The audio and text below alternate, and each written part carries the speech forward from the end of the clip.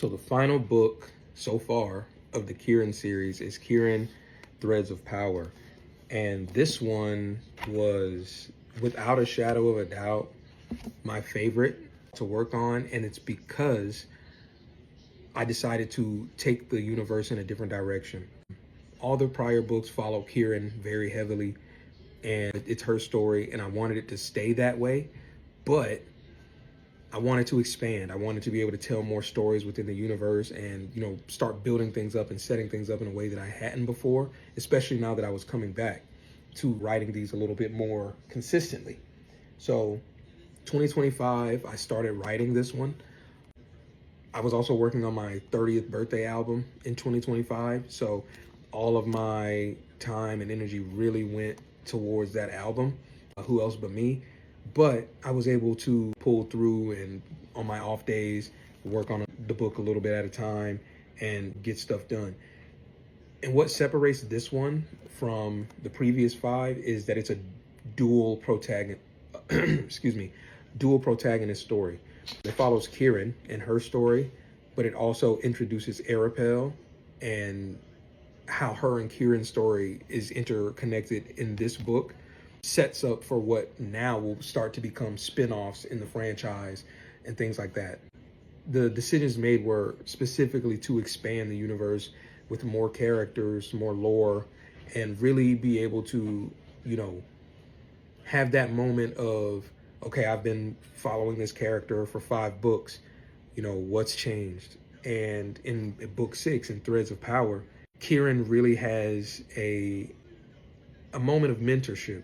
Like this is a book where the torch is kind of being passed a little bit.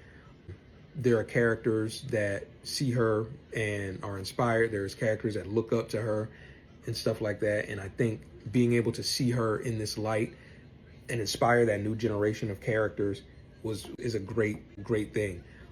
I would argue that a good portion of this book is Errapel's story, but it's Errapel's story being introduced through Kyren's. I didn't want to pivot and write a whole book and have it be an Errapel book and then Kyren pops up in it like that. I was like, no.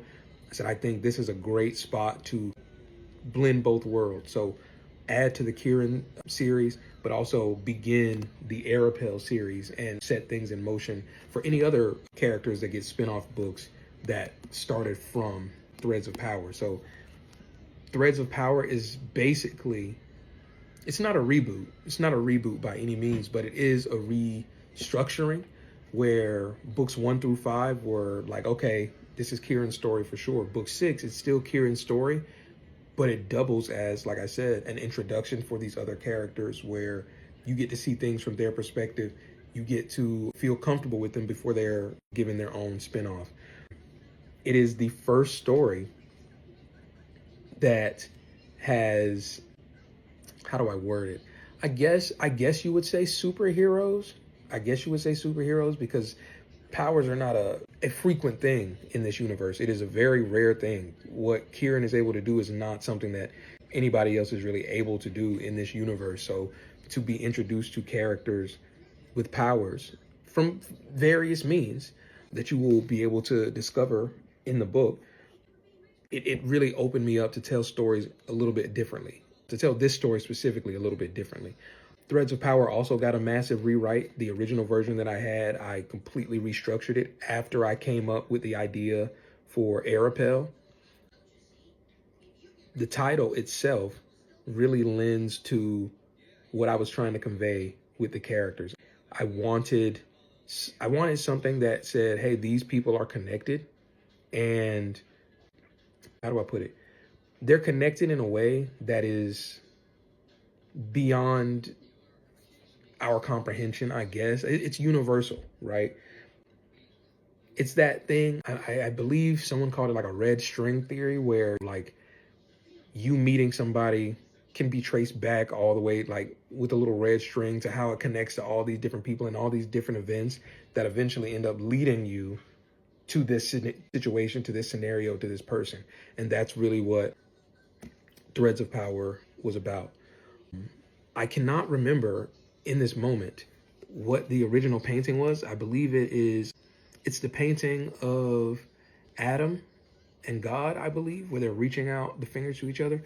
And that was what inspired this cover. You can't see it because I have the not for resale thing, but there's a little spark between their fingers, like a little energy spark. And, you know, I really felt like that imagery was important to me. Not so much the symbolism of it being God and his creation, not so much that, but the symbolism of reaching out to each other, being something that is a form of power, like having the power of connectivity. I think that's the best way to say it, the power of connectivity. That's what really resonated with me when it came to that. So with book 6, it is currently the final book in the Kyren series. Not for long. I do have plans for book 7 and book 8 already. I've been working on drafts of those just in my notes app, trying to figure out what direction I want to take for the story. There are also 3 Errapel spin-off books that are in the works.